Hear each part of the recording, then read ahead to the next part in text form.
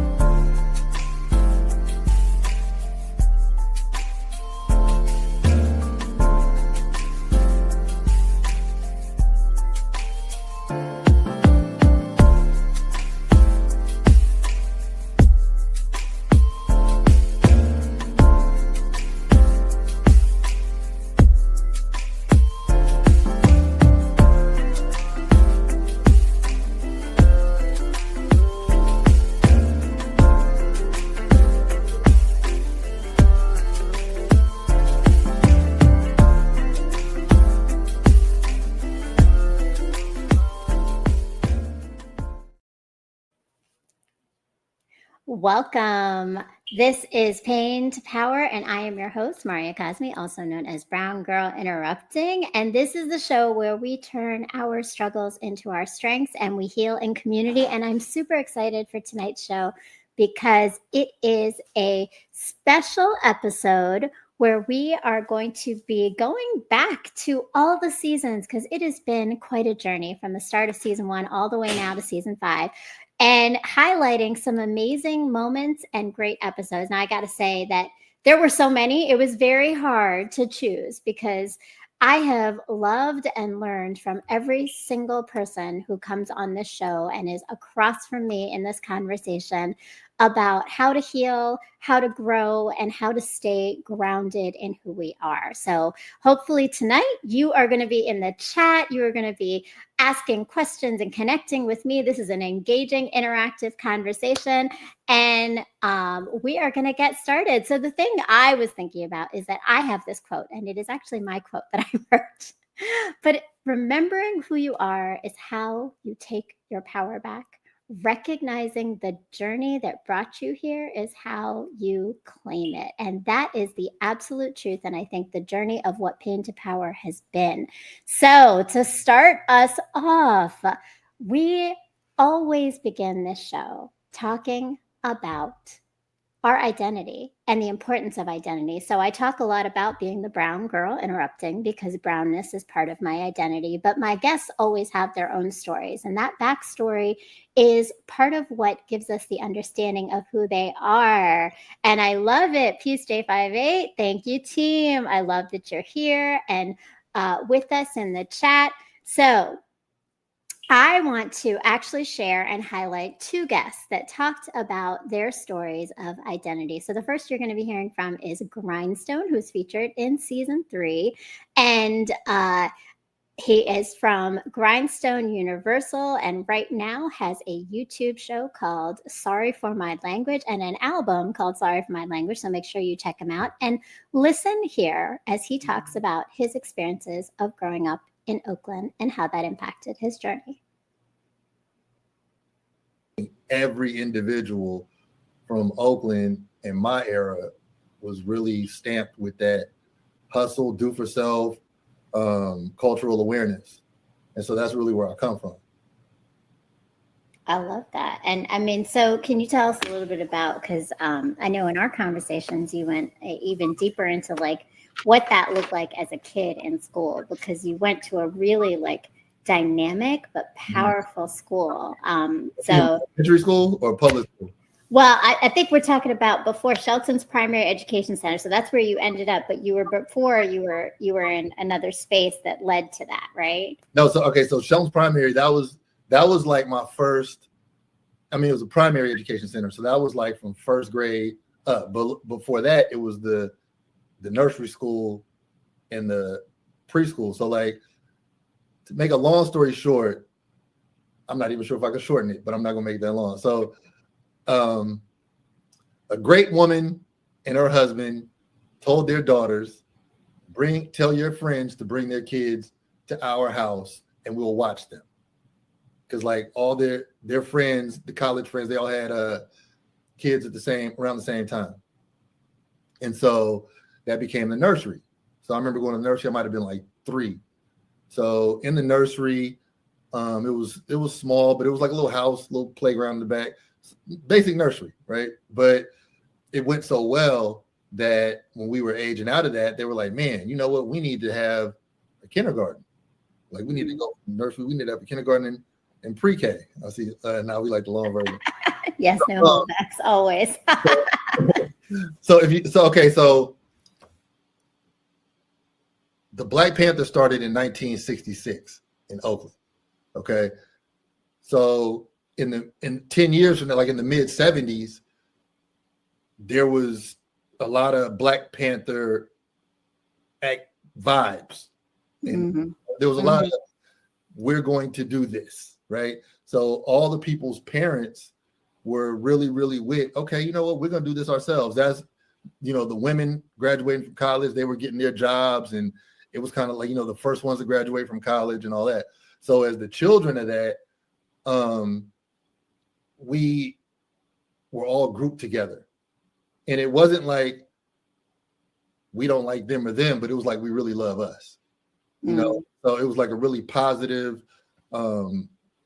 We learned so much information from the time we were young, from nutrition and geography, math, all types of different stuff. It went so well. We had so much fun. We didn't realize we were learning. They moved to the pre-K. So in the pre-K, Shelton's Primary Education Center, it wasn't even called that yet. It didn't even have a name. It was because it wasn't big enough to have a name. It was just like we going over to Shelton, right? So when we moved to the kindergarten, upstairs, Kamala Harris, vice president now, Kamala and her sister Maya, they lived upstairs, and their mom was friends with Miss Shelton. So Kamala and Maya, who were a little older than us, they would be helpers. So, you know, like you're in the kindergarten and then you got like the older girl. So like, you know, they were the helpers and stuff. And I mean, it was very normal. You know, it's not like she's going to be in the politics one day. It wasn't, you know, who knew, you know? And so then from that went so well, we started aging out of that. They then started renting buildings and built a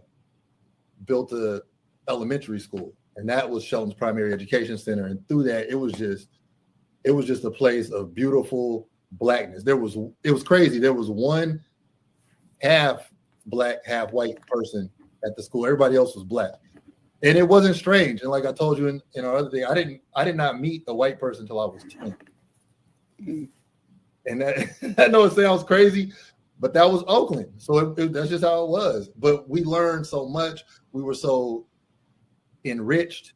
You know, we practiced the principles of Kwanzaa. And I remember when Roots came out on TV, we all had to like stop playing. And we were just kids. We had to all watch Roots. As long as Roots was, we had to watch all of it. You know, we had to take notes on the Democratic national primaries. All that stuff is children. We had to watch the Muhammad Ali fights because they used to come on regular TV. Like we knew all, like we were very aware of who we were. And I really learned a sense of community from that. And I learned, you know, looking back on that, the people who were doing all that, they were in their 20s. The people who were maybe creeping to the early 30s, but it just gave me a sense of responsibility and the knowledge that I can do for, so I don't have to wait for some big event. Every individual from Oakland in my era was really stamped with that hustle, do for self. All right. Shout out to Grindstone and Grindstone Universal. I love that episode. That conversation was dynamic and with so many gems, but you can see how his upbringing has definitely impacted who he is and how he speaks on things. So definitely go check him out on Sorry for My Language on YouTube and his new album, Sorry for My Language. My next clip is, again, this idea of culture and identity. And this was a really special interview because it was with Tanushree Sin, who is the host of the podcast, The Desi Condition. And she also was the very first podcast I got to be featured on that is a South Asian podcast focusing on mental health. And I talked about divorce and mental health. So make sure you go check out that. But watch this clip here as Tanushree tells you more about this idea of what is it to be Desi and how that impacted her in her journey of understanding identity. But I think before we start having this whole conversation, Desi is a word that most South Asians know very well, but most other people have never heard before. So break down the definition of Desi for our viewers here.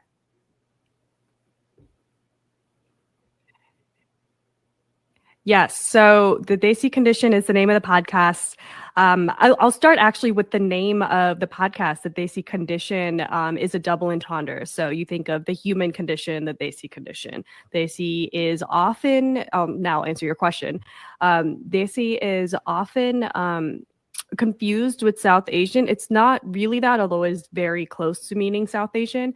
The translation is actually, it means native or from the country or of a certain country, and it refers specifically to India, Pakistan, and Bangladesh.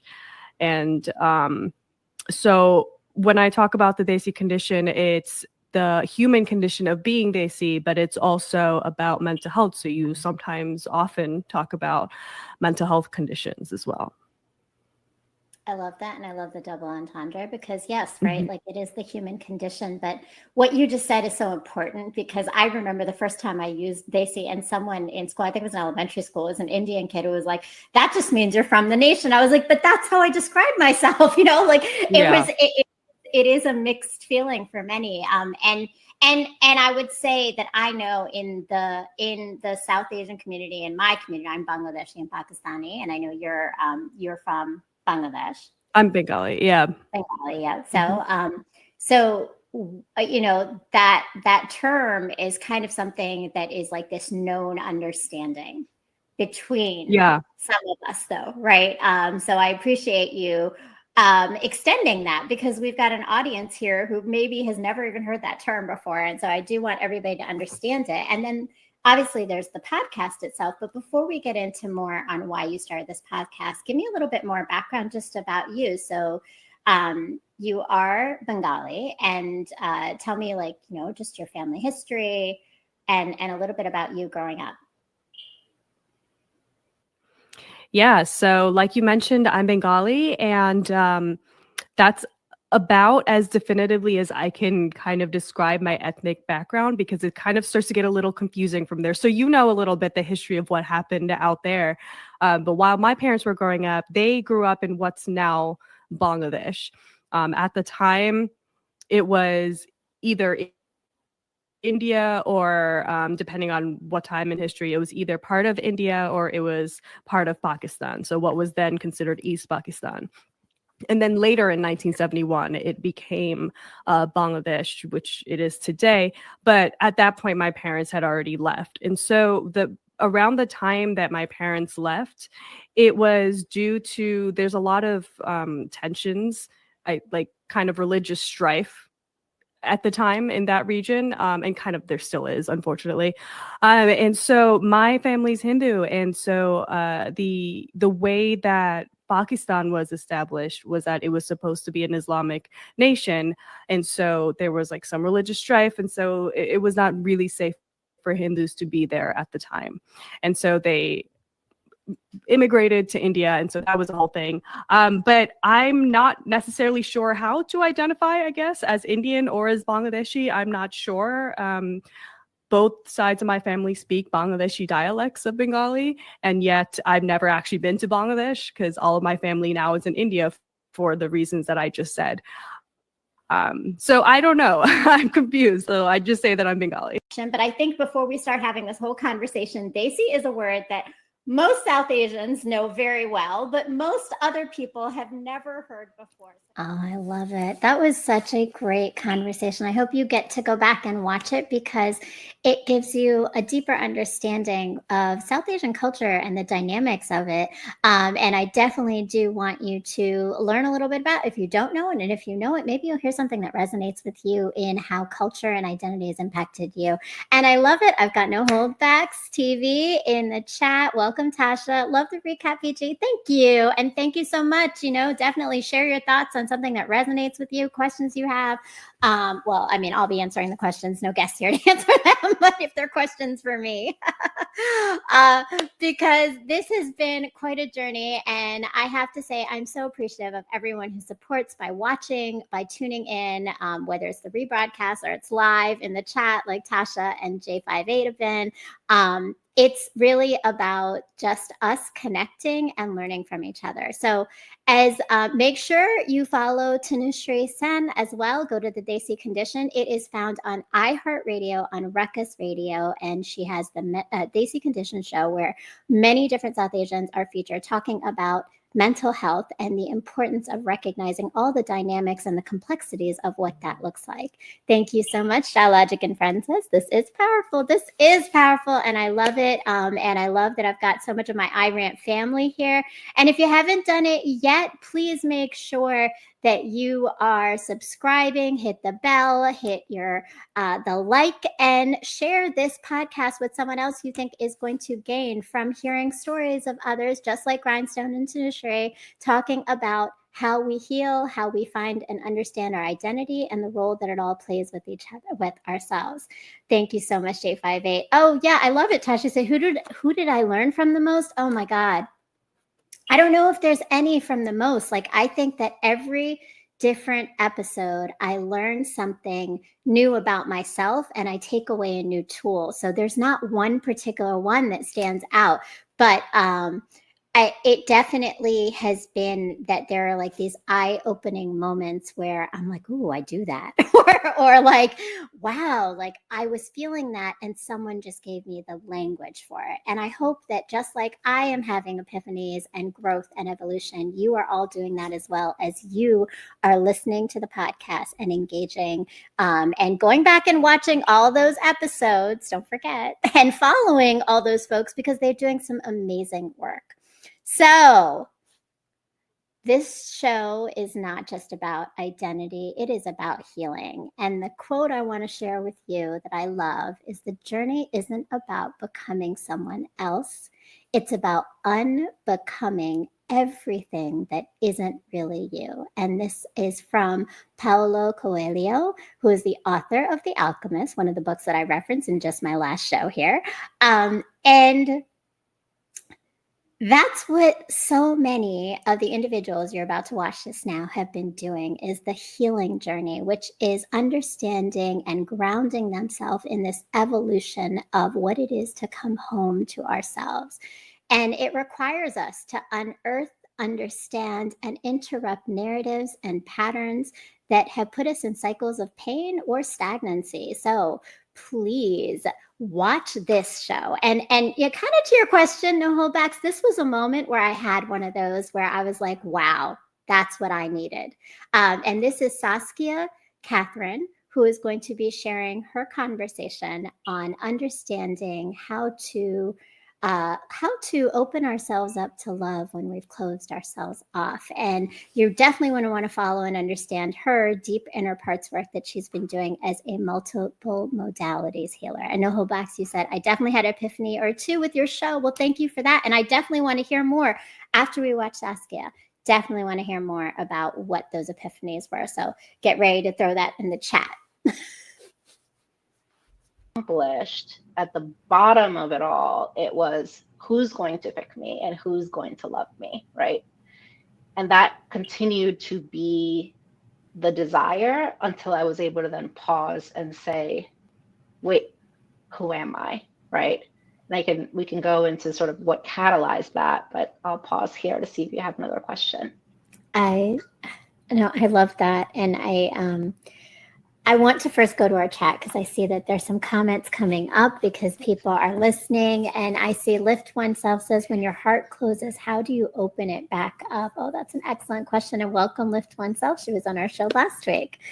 Welcome. So when your heart closes, how do you open it back up? That's a really beautiful question.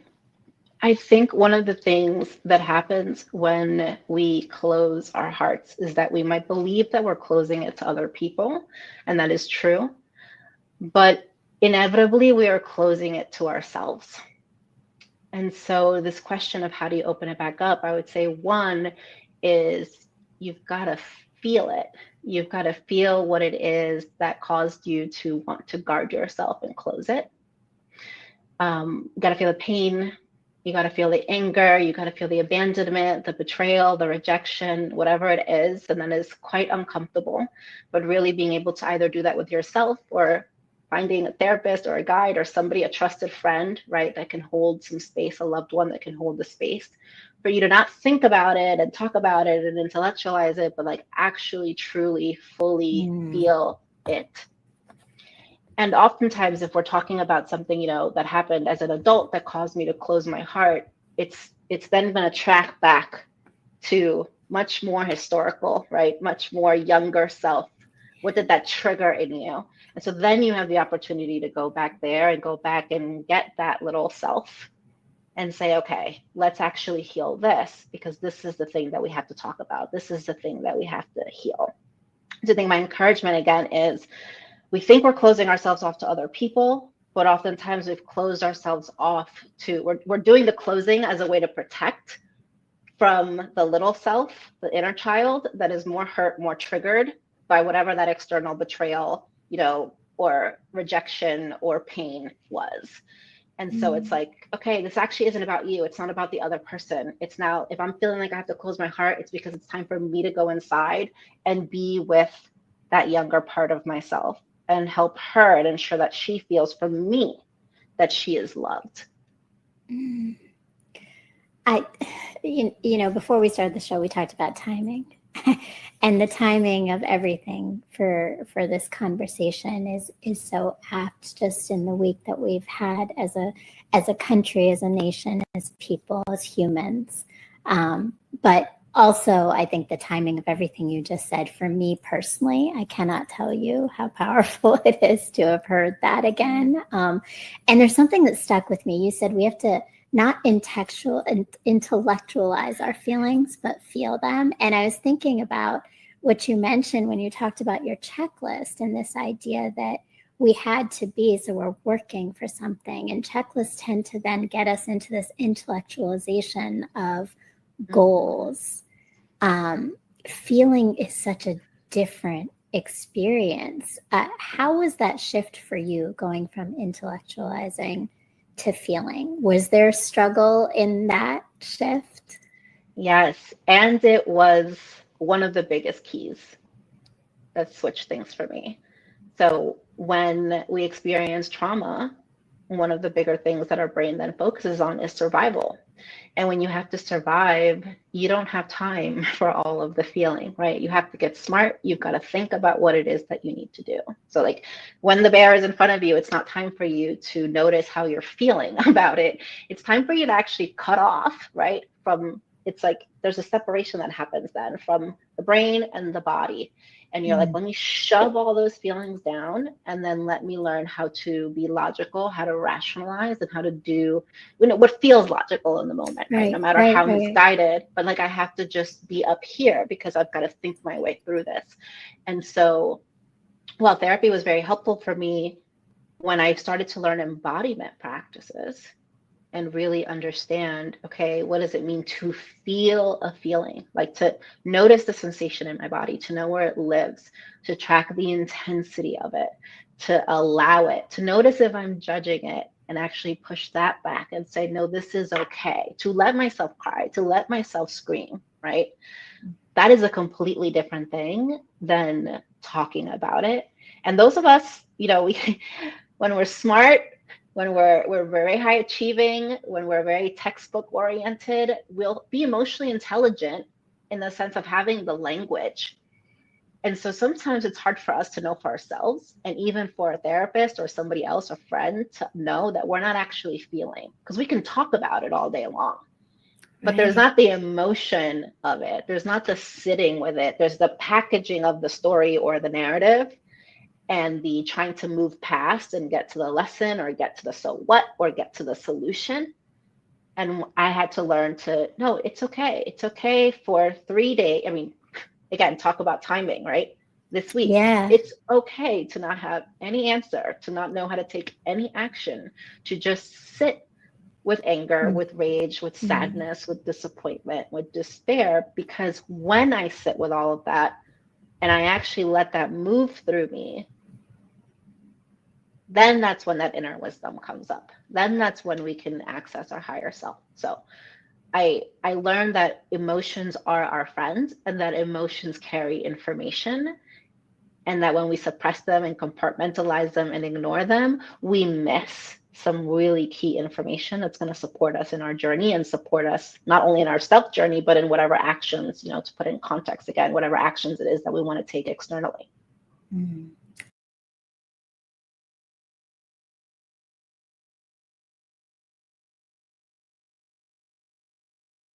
And follow Saskia. Please go and watch that episode. It was quite powerful. I know that I was left thinking about emotions and the power of emotions, but also how we truly harness what we need by listening to us. And Tasha, you got one epiphany, was how important it is to tell your story, but because it can help others. I really appreciate that, Tasha. And I hope that this show has given you some permission to tell more of your story. And you already have. And go check out Tasha. She's got No Holdbacks TV, and she is a host as well, and shares many stories of other people through some great conversation. So I love that, Tasha. Thank you so much. And I think I saw Jay, you had a comment too about Saskia. Guard your heart is a big deal. It's difficult to get back to your original self, but at some point you have to meet in the middle of your feeling without giving too much view to lack of expectations. Oh, due to lack of expectations. Yes, for certain, right? Like, I think that question, and go check out Lift Oneself and that conversation. I told y'all I had so many more people I wanted to feature in this that I didn't get to.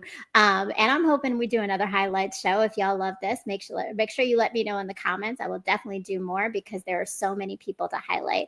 But go and check out Lift Oneself as well, who is Nat, and she was featured on the show and shares her healing journey. And make sure with Saskia, she has the Alchemy Lab, which is something that you can attend for free. It is online, and it allows you to start some of that inner parts work and reflection. Nat was dope, wasn't she? Josh, she was absolutely dope, right? So, and all my guests are. So this next guest that you are about to watch is Dr. Trudy Ann Frazier. Now, she is a beautiful soul.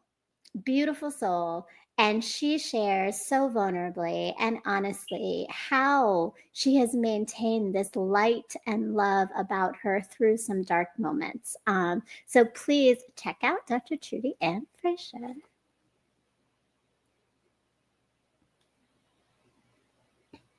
Even for myself, and I know you're looking at me like, oh, but you have, and I have some skills, and I've gotten some skills, and I know that where I am today compared to where I was 6 years ago or 4 years ago is been in a vacuum. So something, and you talked about burnout in your work experience, but have there been other big catalysts in your life that have pushed you to have to start to shift that mindset? Or have you always thought like this? Girl, no. Let me. Well, thank you for that, because now I don't feel so bad. And I was going to respond to you as you were speaking, and then don't let me forget to transition to your question. Mara, I don't have it all together. Please don't look, in Atlanta we say don't get it twisted. I do not have it all together. I think what I do have and what I know to be true is I give myself grace. And a lot of times grace is the hardest thing to give yourself. You give it to everybody else, but when it comes to Trudy Ann Frazier, I forget and I'm hard on myself. And then I feel guilty. So instead of being gracious, I'm guilty and I'm beating up on myself, and it doesn't amount to anything. So when I find myself going, I take a moment. I have some eucalyptus spray in my office and I spray it and I take a breath and I'm like, all right, Trudy, reframe, take a moment. So no, I don't have it all together. I just know that I'm a work in progress. And I think you said it very well.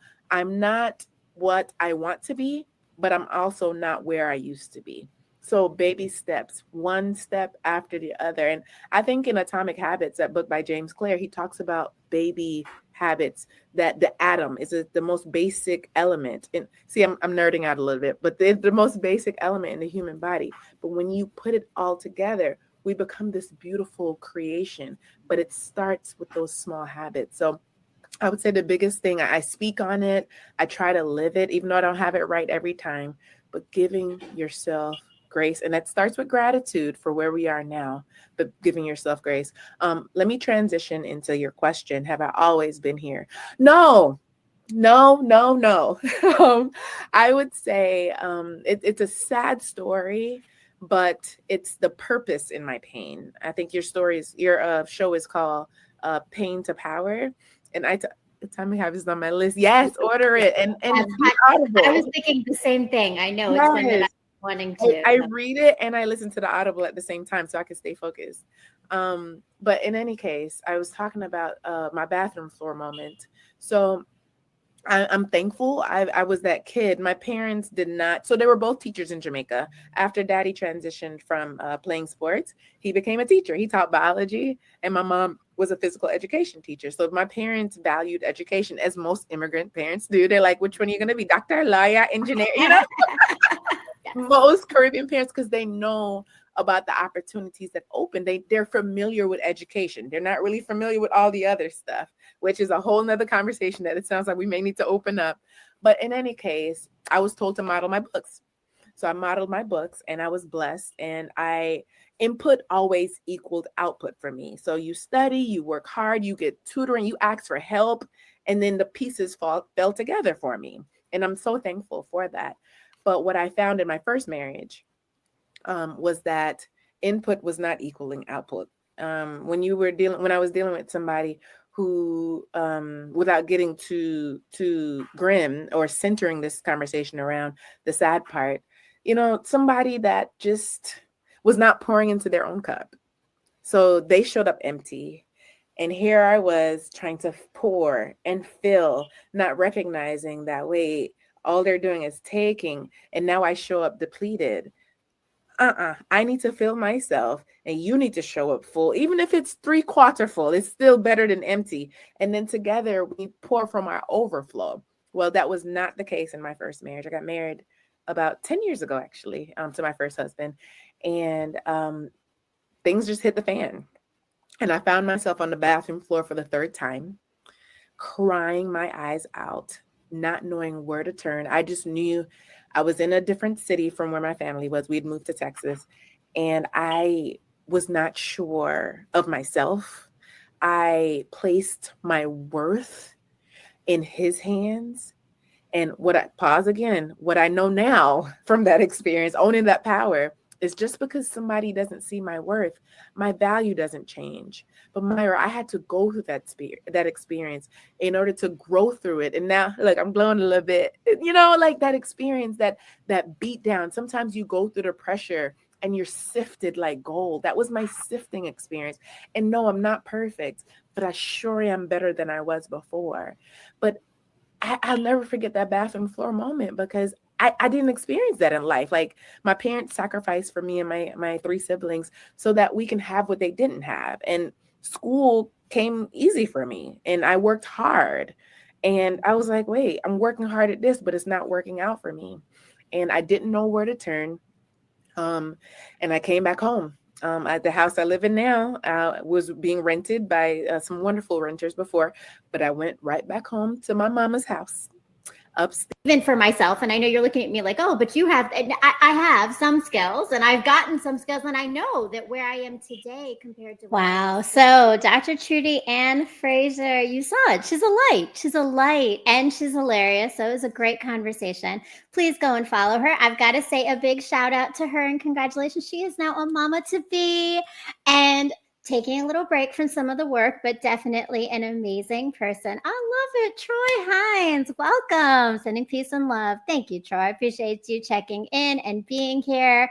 And Tasha, you said that's how I end my sessions with clients. Don't forget to give yourself what my clients say grace. I love it. Yes, don't forget to give yourself grace. And I mean, like all of the nuggets, right? Sifted like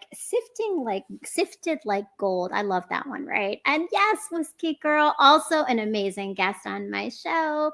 Hey, y'all. Hey, Whiskey. So lovely to see you. Go and check out my interview with Whiskey. It was amazing as well.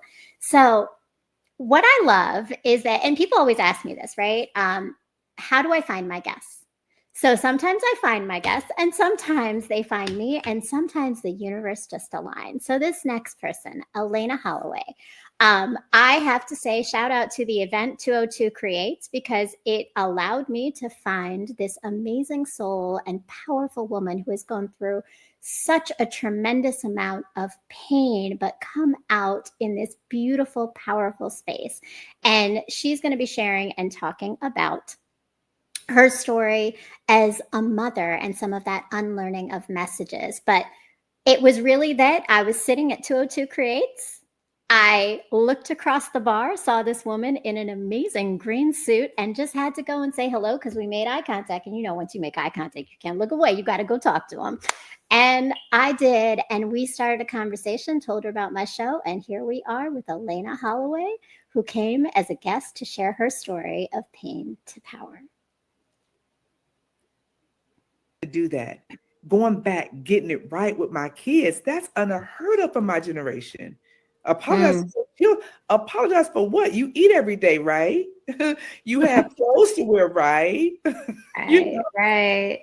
So to be able to go back and learn how to be a mother and listen and hear, and then when I leave them and go in my room at night, all right, Lord, now how do I balance this? What part of this is you? What part can I take away? What part can they feel heard? Like, it's a lot of work. But those were the things, and just being judgmental. Like, my way is not always the right way. There's multiple ways. And taking the time to really sit and figure things out. So it was unlearning. I mean, this could be a whole 2-day series, because I've had to unlearn so much. And then not just unlearn, but balance out what I already knew. Because some things you don't have to unlearn. I think that there needs to be a different narrative, that going back, getting it right with my kids, that's unheard of for my generation. Apologize for what? You eat every day, right? You have clothes to wear, right? Right. So to be able to go back and learn how to be a mother and listen and hear, and then when I leave them and go in my room at night, all right, Lord, now how do I balance this? What part of this is you? What part can I take away? What part can they feel heard? Like, it's a lot of work. But those were the things, and just being judgmental. Like, my way is not always the right way. There's multiple ways. And taking the time to really sit and figure things out. So it was unlearning. I mean, this could be a whole 2-day series, because I've had to unlearn so much. And then not just unlearn, but balance out what I already knew. Because some things you don't have to unlearn. I think that there needs to be a different narrative, and that there needs to be balance. Yeah. What does balance look like?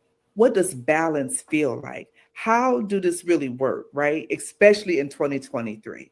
What does that look like? To do that? Going back, getting it right with Wow, what does balance look like? I mean, again, shifting our narratives is such a layered experience, and everyone approaches it differently. So hopefully what you're taking away is different tools for you to think about your own healing, and something is resonating with you. Gotta say a big shout out to Elena. She is actually, in this time since that episode in season 3, she has gone back and started she is almost finished with her degree after all this time. And you want to definitely make sure and go and watch that show, because her story is tremendous. And go check her out on Instagram, because she has a new fragrance line that you're going to want to check out. So I love it. I love it. I love it. I love it. And thank you so much to all of my friends for coming in here. I want to say, I didn't mention it, but Troy J. Hines, who was here in the chat, was also on the show, featured in season 3, I believe. Could be season 2, season 3. There are so many seasons, folks. I don't remember when, but if you go in my YouTube channel, right down here, it is all laid out for you. Seasons 1, 2, 3, 4, and 5, which is the current season. And you can see all the shows. And very soon, you're also going to be seeing the live show that we did in January with 2 amazing comedians. So we are moving into our next clip. And this one is, all right, sometimes they find me, right? Sometimes I find them. This one was a beautiful, unexpected conversation that came from a trip I took with one of my colleagues, Dina Kune. And we went to Puerto Rico together after a time when she was going through some deep grief. And I asked her to do an episode with me. So what you're going to see is us sitting on a couch together in our Airbnb in Puerto Rico. But what you're going to hear is just so much of the foundation of who Dina is and why that has always been the way that I have seen her message of pain to power as the way she just lives her life. So I've learned a lot of lessons from Dina, and now you're going to learn them too. No, and that's okay. I mean, I think that that's a really honest thing too, right? Mm-hmm. To not be able to, I think, and to me, that's how internalized that socialization of mm-hmm. your awareness of self and mm-hmm. and affirming of self is, right? And I've learned so much because I think I remember one time you said, the word that stuck with me is you said, no one can take my dignity. Mm-hmm. And that was such a strong thing because I remember we were talking about relationships and dating, and that was one of those things with Maria. I was making some bad choices, and I was certainly not recognizing my value the way I needed to. And I think those were things that I remember me and another one of our colleagues, right? We looked at you kind of like, how do you do that? Like, how do you just have it, right? And you do just have it. But so we were actually talking earlier today about this, and you mentioned something that stuck out to me, and I'd love to hear more about it. You said, but it's a double-edged sword because it's bittersweet, right? Like, so what is it that makes it, both bitter and sweet? Bitter the and self-love. So I think I get misconstrued. I think people, because I have the self-love, people tend to think maybe it comes out as arrogant, overconfident, sometimes dismissive. It could be many things. I do feel, because people tell me, well, Tina, you don't have to dismiss it. You don't have to be dismissive. And it's really... I love it. Josh says, you can tell Dina, don't take her crown off. Yes, don't take your crown off. People do dismiss it, but what?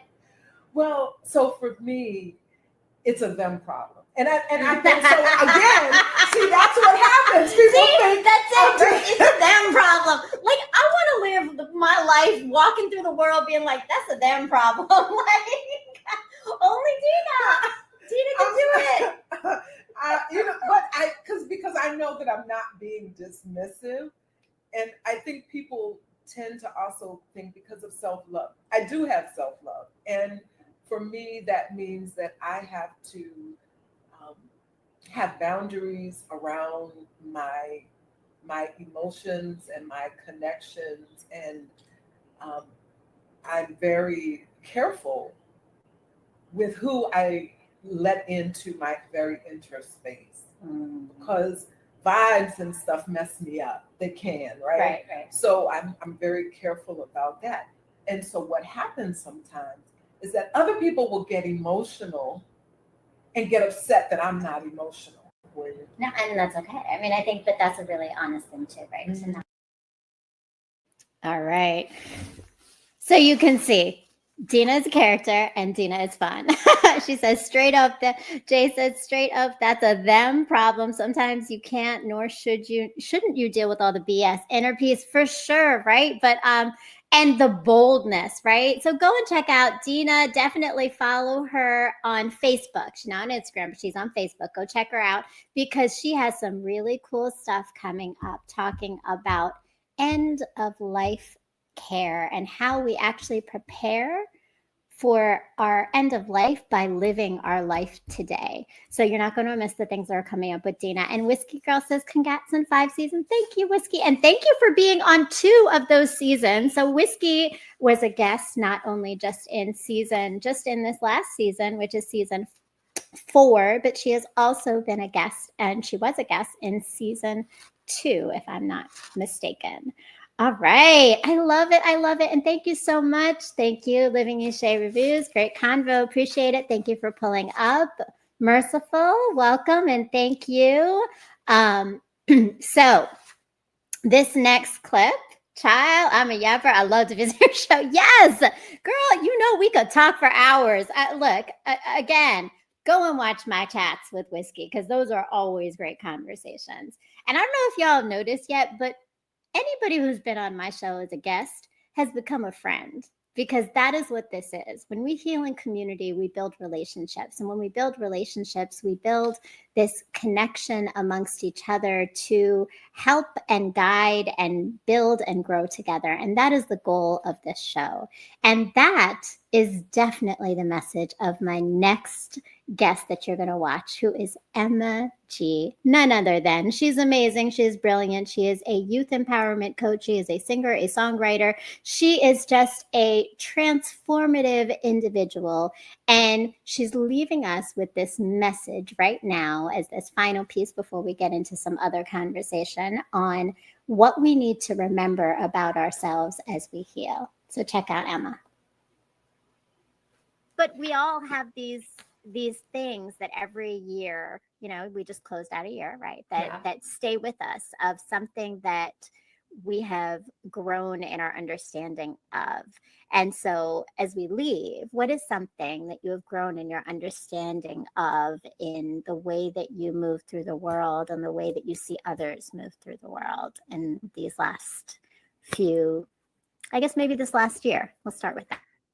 So I think, to your point, you have just written a book that has encapsulated 13 life lessons.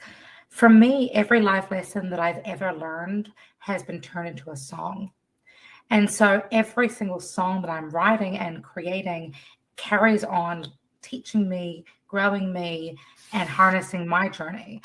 I think the life lessons that I'm embracing currently in my life are, and some of them have been made into songs and some of them haven't yet, but the things that are coming to mind for me up front and most strongly for me at the moment are, I am are the 2 most important words in the English language, because whatever we say after those words, those 2 words, shapes our life. So if we are going through the world going, I'm scared, I'm nervous, I'm weak, I'm sorry, I'm too much, then that is how you're not just you're showing up for the world, but also how you show up for yourself. So if we can turn that narrative around and turn that into more of an, I am strength, I am love, I am peace, I am prosperity, I am magnificent, I am unapologetically me, then that is when we can start to see some shifts in our realities. And I think that has been most prevalent for me as I enter into 2023. And of course, I did write a song called I Am, and it is on my last album that is up for a Whammy Award at the moment. But, I love that. but here we are, So it's about, turning those life lessons into chapters of your book, or poems in your collection, or songs on your album, and making sure that album is you and is a masterpiece, because you are a masterpiece. But we all have these things that every year, we just closed out a year. You are a masterpiece. I love it, because that's Emma. That's the energy. She is not going to just know that she is powerful, but she is always making sure everybody knows their power. So make sure you go and follow Emma G on all of the different social media platforms. But also, she just released a single called Grieve, which is a very powerful single talking about her own story of just connection and loss. And she does have an album releasing this weekend. So please make sure you go and check her out, and you check out all that great information. And Whiskey, I did not get to talk about your podcast. Can you put your podcast in there so we know what to follow you on? Because Whiskey is on the iRant Network and has her new show also that is on YouTube here on the iRant Network. And if you haven't done it yet, please go and follow me. I'm Brown Girl Interrupting. I'm Maria. And here we are every week on Sundays talking about the journey of pain to power. Because pain is inevitable, but healing is a choice. And when you make that choice, sometimes we need the tools to know how do we move forward so we don't move backwards. So please come and join me every Sunday for more tools on what this looks like. And if you haven't done it yet, subscribe, hit the like, send this to someone so that they too can have the tools they need. And go and check out all these amazing guests. So, pain to power, that power piece, y'all, that's big. Power comes in so many different forms. And so I want to share this quote with you because, again, when we're thinking about power, it's about the things that we need to do differently. So I am no longer accepting the things I cannot change. I am changing the things I cannot accept. The next three people that you're about to see are very much about this message and living it through their world and their lives and their decisions as they lead with love. So first, I want to show you a clip from another one of my amazing colleagues. Y'all, I work with some amazing people. So you're going to see them throughout in every different space I work in. All my different colleagues are on this show for a reason because they are all taking their pain and turning into power and leading with love. This one person in particular didn't actually originally think he should be on my show, but he very much belongs. Dr. Daryl Howard is sharing his journey of what he is doing for Black boys in education by turning pain into power. But I think when we had our conversation a few days ago, I had no clue why I should be a guest. I've seen a number of the shows, and you've had some incredibly dope, deep thinking people, but a lot of them seem to be centered in mostly ideas around relationships and communication and just different levels of consciousness and thinking. And I can be an audience member and follow that, right? But I'm like, what do I have to add to that conversation? But the way you framed it to me really made sense about how what I do could be seen as moving pain to power. So I appreciate the add now that I have a better understanding of what that means. Well, and I'm really glad that you're here because I think that you have in so many ways, as I've been inspired through working with you and seeing you over the years, is you have taken pain and turned it into power when it comes to the education system. So before we go into that, I just want to know for you, when you think about that concept of just pain to power, what does it mean to you? Yeah. So since I know we have plenty of time, I'll go back because your conversation made me think about it. And as I said, when we were talking, I was driving, so I had another 2 hours to kind of reflect on the short conversation we had. And so this goes back to undergraduate, right? My undergraduate major was a sociology major. And before graduating, I had to do an internship. And I did an internship in prison. And for a semester, I saw a whole bunch of people who looked like me come in those doors. And of course, I was allowed to leave every day. And I remember how big and strong and just the metal, the concrete, all of those hard surfaces and elements that you can't move with a physical, you can't move them physically. No amount of muscle is going to move those things. But I was allowed to have them open for me so that I could leave and so that I could come in. But for them, they stayed every day. And when I came back the next day, they were still there.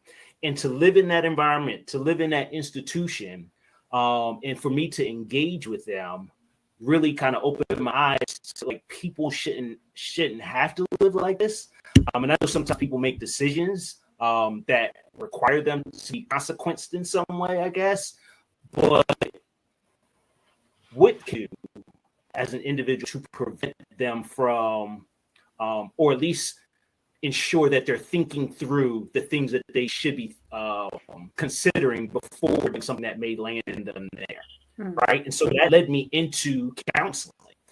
And so, I served as a counselor in school for a number of years, but my focus was always on Black and brown boys. And I'll tell you why it was on Black and brown boys. Number one, of course, the prison experience, but to finish my master's degree in counseling, my thesis was on culturally responsive strategies and techniques for counseling African American boys. So this goes back to the 90s for me. Like a lot of people think the work that I'm doing now with boys at the district level, state level, and all that stuff is new.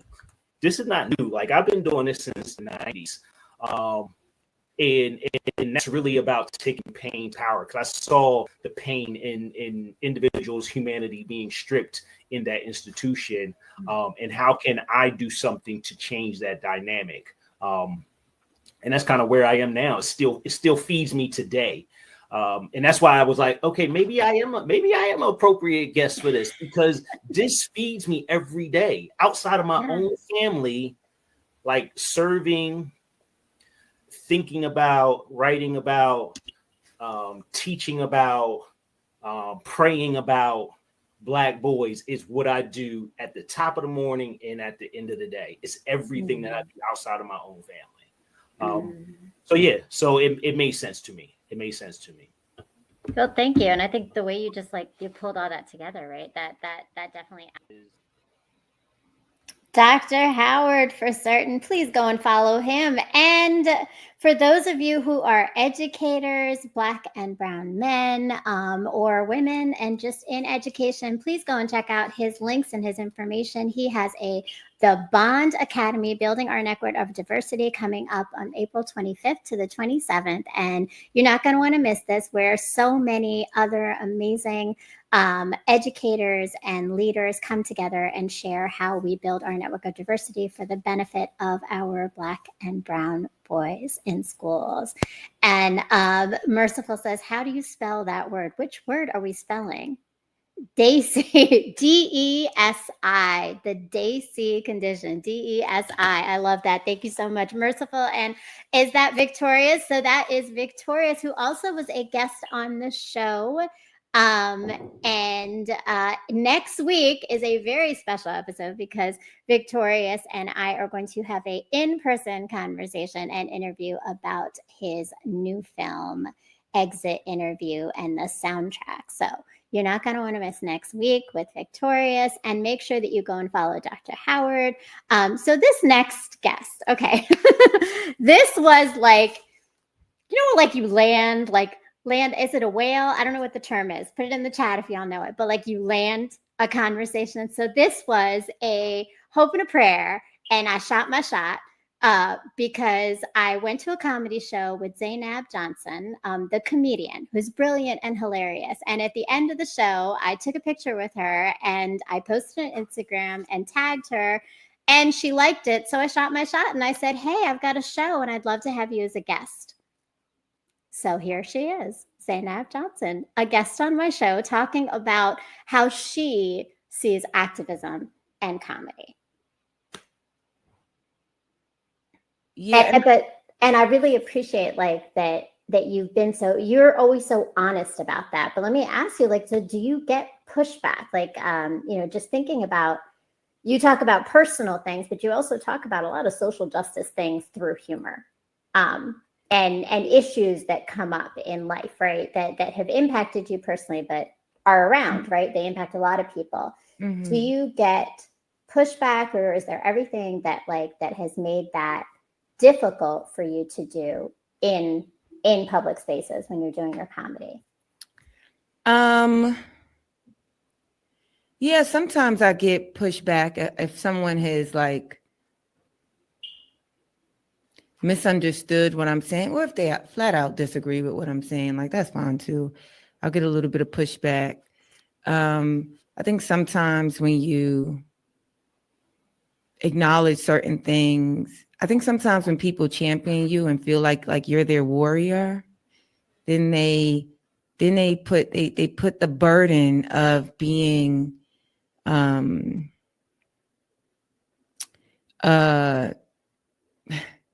activist or something like that on your shoulders. And that's okay. But I think the misconception or the unreasonable assumption is that everyone's activism shows up in the same way. You know,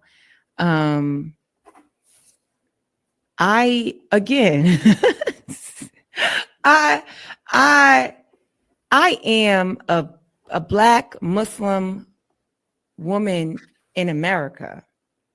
And so, not in America, in the world. Mm-hmm. And so my lens is always one that is seeking justice, because a lot of things presented in the experience of someone with my same makeup is unjust. And so if it comes out in my stand-up, if it ever comes out when I'm having a conversation, it's only because there's no I'm only like speaking my life, you know? Mm-hmm. And so I'm not, I don't know. I don't want to say that it's not intentional, because I don't want to say that I'm doing this by accident, or that I'm not a willing participant and an intentional person. I am, with what I say and what I present on stage. I am. But I guess the start of it is not, this is a social, I'm gonna make a point. Right. I don't start there. By the end, I'll be like, damn, I made a good point. You know, I'll be like, Yeah. oh, that's just how I look at it. But Right. you know, Right. but like, oh, that sounds like what politicians should be saying, you know, but that's not how I start. I start with like, this will be going on in my mind. Yeah. But okay, so I was clearly super fangirling in that moment because it's Zainab Johnson. I mean, come on now. She's brilliant. She's hilarious. She's beautiful. And she's just so dynamic with the trifecta, right? Of being a Black Muslim woman, right? All the things. And if you haven't done it yet, go check out her special, Hijabs Off, which was really amazing and brilliantly done. So dynamic and different, as well as, honestly, if you don't know many Muslims, that's going to give you your clue as to what it is to know some Muslims. And if you are Muslim, I know it's going to resonate with you. So go watch Hijabs Off. All right. So my next clip and our final one today, Jose Again. Hi, welcome, Jose. Jose says, you miss every shot you don't take. That's for sure, right? So I shoot all of them. I definitely do. Oh, Whiskey said, you're so sweet. I love that you've been doing this for 5 years. Oh, Whiskey, I love that. And I sometimes almost, I pinch myself thinking I've been doing this for 5 years. And I just feel so grateful that I've been doing this for 5 years. And the number of people that I've met, and not just the people on the show, but y'all don't see them, but the background is my people. Ja Logic, also known as Logic, Mr. M, Montaigne. He's got 101 names, but he's always solid in exactly who he is. And he is the most amazing producer, friend, and wonderful person who has helped me to make this show what it is. And of course, I got to give a shout out to J58, who's been in the chat, who is also one of my producers, who's been producing a couple of the shows. And grateful for him, grateful for the team, grateful for the iRant network and all the folks on here. And many of these folks have become part of the iRant network after being on the show, which is a pretty cool thing for certain. So we are building and learning in community. All right, so closing us out, this individual was just a really powerful force of how important it is, one, to act, but also to work through those fears we have of being activist, of speaking out, of taking those brave steps. Kimon Freeman is an amazing person from We Act Radio, and this is a clip where he talks about how do we move through those fears that we have.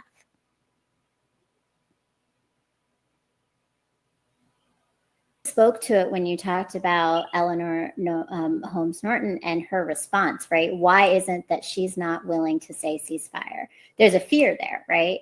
So what I wonder, and I wonder if you can offer to our audience, is how do you move through the fear of standing in what you believe in? How did you do it? How did you move from being okay with not everyone being okay with you? Well, I wish I could give you the exact dates since I'm so good with dates. But sometime in 2001, top of 2002, it was the winter of that 2001, 2002. I was still working at the post office. I was a window clerk. I was selling stamps and money orders. And a woman who I've come to find out later was actually a congressman's wife. So it's apropos for me to, 20 years later, be running for Congress and married to a congressman, set me on a different trajectory in my life, because she had said something racist to me. She wasn't directing to me. She said that she wished that they would take all these Arabs and send them back to where they came from, right? This is right after 9/11. And I'm like, ooh, I could have let that go. I could have pretended like I didn't hear what I just heard. But I come from a people who had to bite their tongues and bow their heads and smile when it wasn't funny and scratch when it wasn't itching and stepping off curbs in deference to the institutional white supremacy. And I made a promise to myself that I would never do that. I would never bite my tongue. I would never back down. I would stand up for all those countless voices who couldn't speak for themselves. And so when she said that, I pushed back and said, well, you need to be careful, because that was a very racist statement. And she was like, I'm not a racist. I'm like, I didn't say you were racist. I'm saying that sounded like very much like go back to Africa. And she was like, oh, no, I wouldn't say that because Black people love America. I'm like, whoa. I said, oh, Black people don't love America. Who told you that? She was like, you work at a post office, you don't love America? I was like, nah. Wasn't in my job description. I'm just and money orders. Would it be anything else? And I thought we were just having a dialogue, a debate, if you will. But a couple of days later, she wrote a letter to Jesus and 12 disciples and 3 more white people, and then I ultimately got fired. And when I got fired, that was my last good government job. I was raised to aspire to, as many Black people are. And I lost everything I own. It took about a year and a half for that to happen, but I slowly lost everything I own, possession-wise. And it's not until you lose everything that you fear nothing. And so the secret sauce to my power is that I fear nothing, having lost everything. I rebuilt myself. So there's nothing they can do, threaten that could intimidate me, because my greatest accomplishment is being able to conquer my fears in the pursuit of the truth. And until we conquer our fears, we'll never become our true selves. And that's why I'm able to step out here 10 toes down, as they say, because they have no fear over me.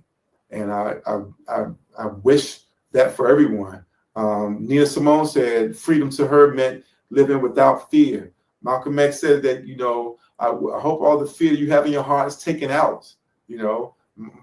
Martin Luther King said, I fear no man. Fear is a very constant thing, and that's how they control us. Money, absolutely, or fear. Those are 2 consistent mechanisms the oppressor has at their disposal to maintain and preserve the status quo. And once you overcome those two, then you're unstoppable, and I've overcome those two. I love that. And the power of that, in that you've taken that power back, right? I feel spoke to it when you talked about Eleanor Holmes Norton and her response, right? Why is it that she's not willing to say, wow, conquer our fears in pursuit of the truth? I mean, if we're not ending in power with that one, I don't know what we're doing, y'all, because that's it. Conquer our fears in pursuit of the truth. Jose says, this one of my favorite episodes. Love the content. Oh, this one. Thank you so much. I love that. Thanks, Jose. Thanks for tuning in. Thanks, J58. Hearts and love. I love it.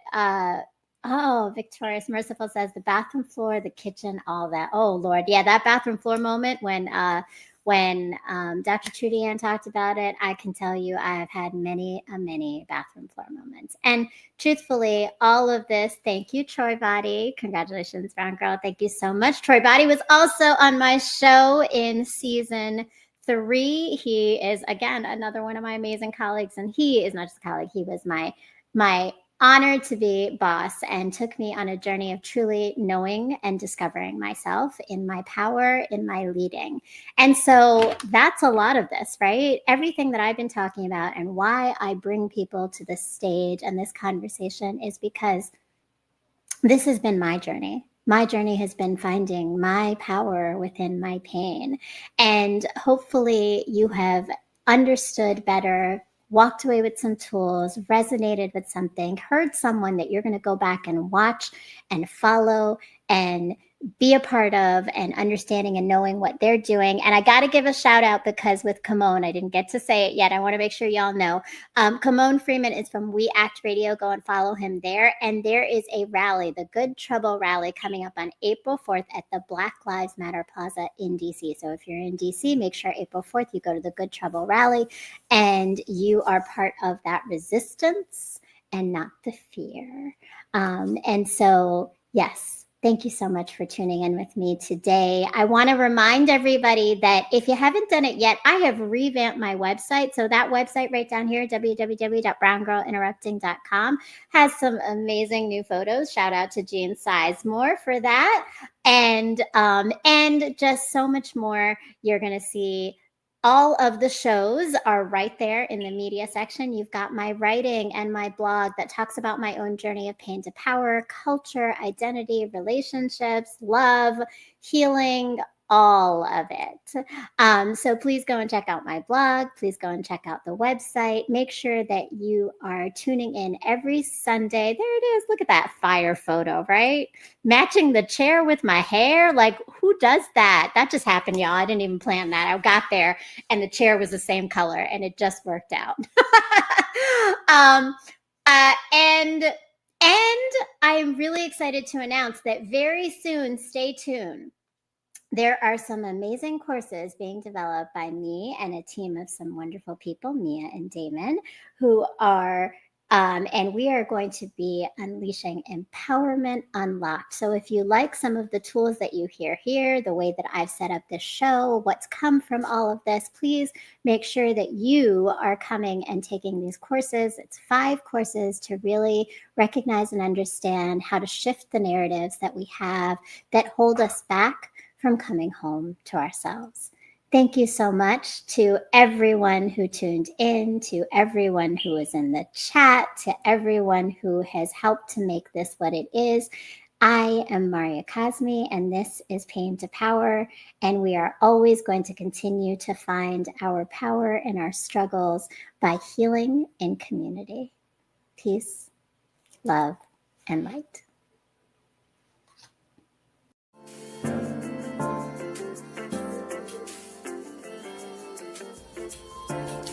My world has slowly crumbled around me countless times, and every time I rebuild with the pieces I've been given to birth something so transformational and beautiful that no one else knew might exist before it was shown to them. These moments tend to coincide within my romantic path. The universe has been telling me to focus on the revolution and not romance. It has over time given me the tools, resilience, and light to turn my pain into power. And only now do I see that the key to this always resided in the love and knowing I had in myself, not from the external sources of family or men. The message I have been avoiding might be that my time in this world I had existed in was not to receive love, but to put it out there for others to see, feel, and heal through. Revolution before romance moves pain into